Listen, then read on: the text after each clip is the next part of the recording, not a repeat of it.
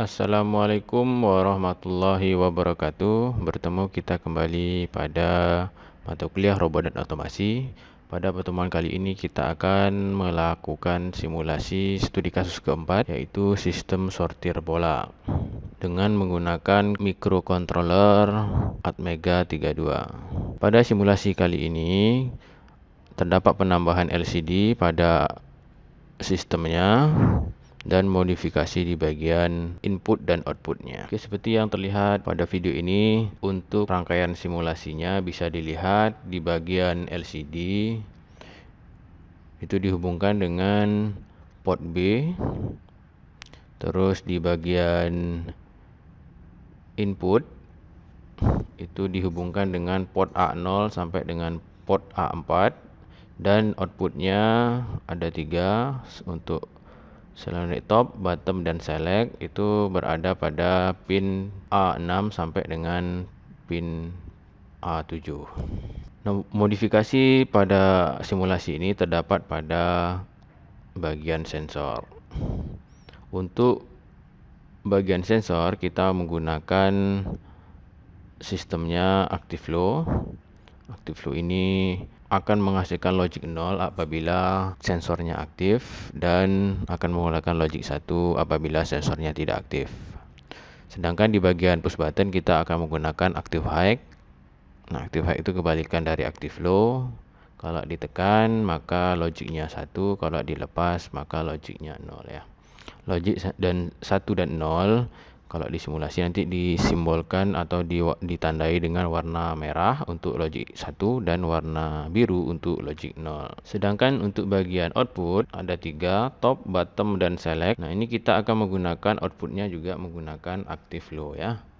ActiveFlow itu sinyalnya dihubungkan ke pin 2 optocoupler, dan pin nomor 1 itu dihubungkan dengan VCC ya, atau 5 volt. Tentu saja dengan perantara resistor sebesar 100R kalau di simulasi ini. Oke, berdasarkan gambar yang ada pada modul dapat kita buat nanti di simulasinya di ISIS Proteus. Silakan dimodifikasi dari yang gambar project 3 kemarin, boleh. Yang menggunakan kode Vision AVR silakan dimodifikasi. Nah, sehingga nanti hasilnya kalau kita gunakan atau kita modifikasi nanti hasil akhirnya seperti ini ya, lebih kurang. Masukannya ada 5, stop start bola, terus selectionnya nanti ada mengeluarkan 2 logic hitam dan putih. Sedangkan di bagian output hanya ada 3 untuk penggeraknya, bottom, top, bottom, dan selection. Dan terdapat penambahan fitur tampilan yang menampilkan jumlah bola yang sudah masuk ke dalam keranjang. Yang perlu diperhatikan adalah di bagian output, kalau relaynya 12 volt yang digunakan, maka di sini supply-nya harus 12 ya. Dengan cara klik 2 kali. Nah, ini diisi plus 12V ya, tidak ada spasi. Jangan dikasih spasi, nanti simulasinya tidak jalan. Terus untuk sumbernya ini juga sama, coilnya solenoidnya dia menggunakan sistem 12 volt ya. Nanti kalau dia ternyata menggunakan 24 volt, ini tinggal diganti saja ya. Tapi untuk simulasi ini kita pakainya 12 saja. Di sini untuk tampilannya hanya menggunakan indikator saja, indikator lampu. Ini kalau indikator lampunya aktif berarti solenoidnya dianggap aktif ya. Oke, kalau sudah selesai ini di bagian hardware di ISIS Proteus, kita lanjutkan di bagian softwarenya. Oke, setelah itu nanti ada beberapa program yang perlu diketik. Yang pertama, penambahan delay dan fungsi delay dan stereo untuk LCD, delay untuk waktu tunda, terus penambahan variabel. Ada beberapa variabel yang kita tambahkan, dan sebelum program utama kita menambahkan ini ya, ada 4 baris mulai dari port A sama dengan 0 kali E0 sampailah dengan LCD clear. Terus yang terakhir tentu saja ini di bagian program utamanya Nah, ini yang perlu diperhatikan ya. Jadi ada 4 step yang harus dikerjakan. Yang pertama menambahkan fungsi delay dan stdio. Yang kedua menambahkan variabel di bagian deklarasi variabel global. Terus di bagian LCD init kita perlu menambahkan port A sampai dengan LCD clear. Terus di program utamanya diketikkan if-nya ya. Oke, kita mulai. Untuk langkah awal seperti biasa kita buka CodeVision AVR-nya. Setelah itu, setelah terbuka, kita buat project baru seperti biasa.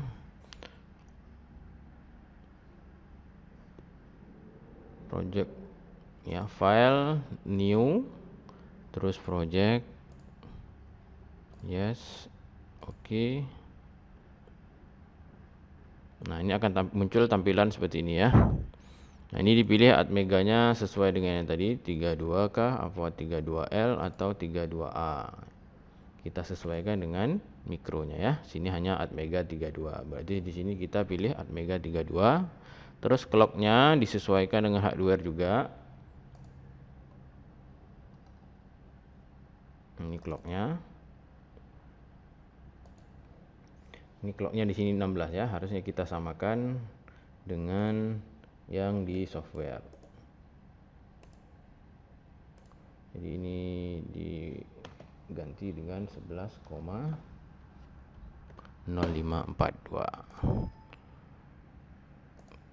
Oke, untuk frekuensinya kita ganti sesuai dengan di program itu 11.059200 MHz. Nah, ini jangan dikasih spasi ya, langsung saja. Kalau di spasi dia malah error ya. Jadi langsung tanpa spasi. Oke, ini disesuaikan dengan yang digunakan atau yang diset pada CodeVision. Oke, pilihan yang kedua itu klik port. Nah, port A itu digunakan inputnya bit 0 sampai bit 4, sedangkan bit 567-nya digunakan sebagai output ya. Jadi ini diklik satu kali supaya berubah jadi output. Terus kita menggunakan LCD, alphanumeric LCD. Jadi di sini kita klik pada tab alphanumeric LCD, terus diklik centang enable-nya, terus dipilih controllernya HD44780. Terus karakter line-nya di sini default-nya dia pakai 8 bit 8 karakter per line, jadi kita ganti 16 ya, karena kita menggunakan LCD-nya 16 kali 2. Nah, di sini default-nya dia di port A, kita ganti dengan port B. Kalau untuk bitnya sudah tersusun, sudah sesuai dengan simulasinya yang diisi ya. Jadi kita hanya perlu mengganti portnya saja di sini. Oke, kalau sudah, seperti biasa kita generate, save, and exit. Nanti pilihannya seperti ini, silakan disesuaikan atau disimpan di foldernya masing-masing ya. Kalau saya simpannya di desktop saja, saya buat folder baru. Terus saya buat judulnya sortir bola.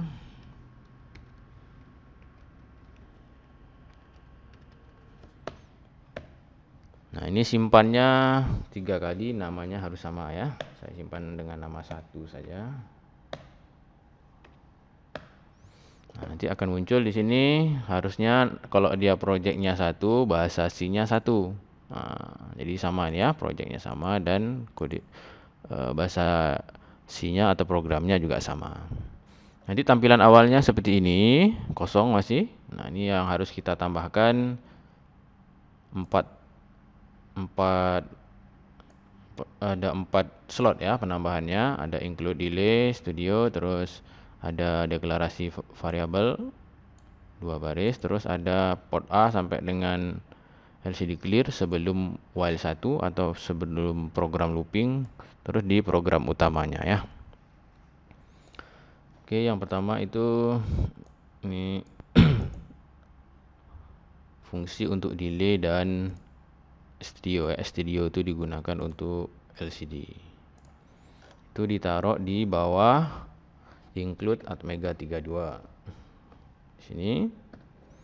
Terus yang kedua, variabel global dimasukkan ke sebelum void main ya. Di sini. Terus port A sama dengan 0 kali E0 sampai LCD clear itu dimasukkan tepat sebelum void sebelum while 1 ya.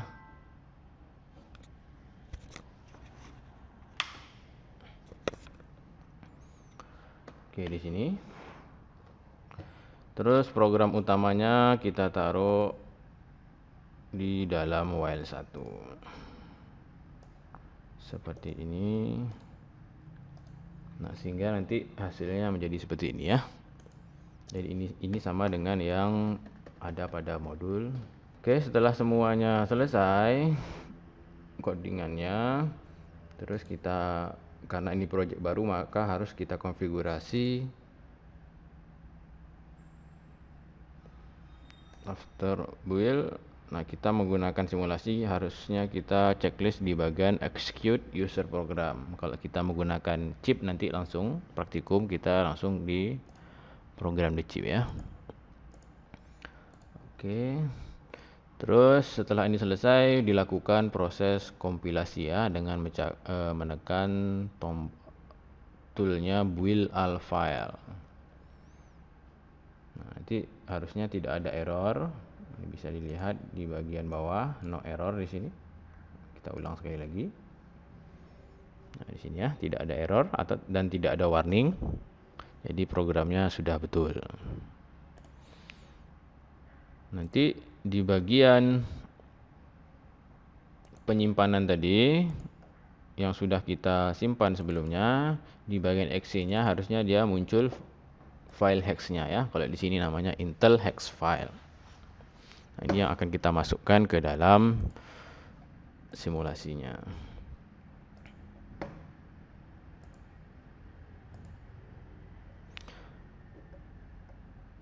Oke, kita kembali ke simulasi di ISIS Proteus. Nah, di sini untuk memasukkan file hex-nya kita klik 2 kali pada micro Atmega 32-nya, terus pada program file. Nah, ini kita cari lokasi tempat penyimpanan file hex yang barusan kita compile tadi ya. Kalau saya naruhnya di desktop, terus ada sortir bola, terus Intel hex, terus nah ini cuma ada satu Intel hex filenya. Nah, ini yang kita open, kita buka, terus kita oke kan. Nah, kalau sudah seperti ini tinggal kita jalankan. Oke, untuk menjalankan simulasi tekan tombol play di bagian bawah. Nanti simulasinya akan mulai berjalan. Nah, diindikasikan dengan tampilan pada LCD system on. Nah, ini hanya jedanya beberapa detik saja. Ini disesuaikan dengan kode program tadi ya. Di sini saya buat 500 milisecond karena ini simulasi. Terus ada perbedaan kecepatan simulasi dengan kecepatan komputer atau PC. Jadi bisa jadi delay-nya kalau saya buat 500 milisecond, ternyata di real simulasinya lebih dari 500 milisecond ya. 500 milisecond itu sebetulnya setengah detik. Oke, untuk memulai kita tekan play. Nah, diindikasikan dengan muncul tulisan system on pada LCD. Nah, setelah tulisannya hilang, ini berarti sistemnya sudah bisa dimulai ya. Dimulai dengan cara menekan tombol start. Berarti ini sistemnya sudah ready.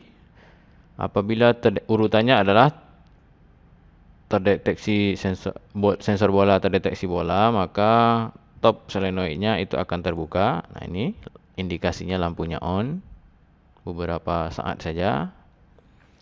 Terus pilihannya sensor warna, nanti apakah warna hitam atau warna putih. Kalau warna putih nanti yang terbuka hanya pada bottom solenoid. Nah, ini artinya sesuai dengan ilustrasi yang kemarin, bolanya bola putih itu dipaksa menuju ke kotak sebelah kanan ya.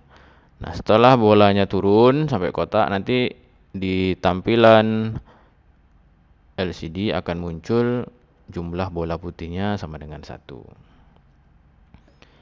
Terus, nah ini harus diulang lagi setelah ini ya. Bola lagi, topnya aktif. Terus bola pilihannya warna hitam atau warna putih. Kalau dia warna hitam maka dua-duanya top dan selection itu dua-duanya aktif. Bottomnya duluan non aktif, setelah itu baru selectionnya yang non aktif ya, atau kembali ke posisi awal. Dengan kondisi ini bola itu dipaksa menuju ke kotak sebelah kiri ya, atau kotak yang warna hitam, untuk bola yang warna hitam. Dan ini tidak ada batasan, seterusnya sampailah kotaknya penuh atau sampailah sistemnya dinonaktifkan. Oke, untuk mematikan keseluruhan sistem, kita tekan tombol stop simulation. Nah, untuk simulasi kali ini silakan dilakukan per kelompok sesuai kelompoknya masing-masing dan dikirim video hasil simulasinya. Lebih dan kurang saya mohon maaf. Untuk pertemuan kali ini saya akhiri. Assalamualaikum warahmatullahi wabarakatuh.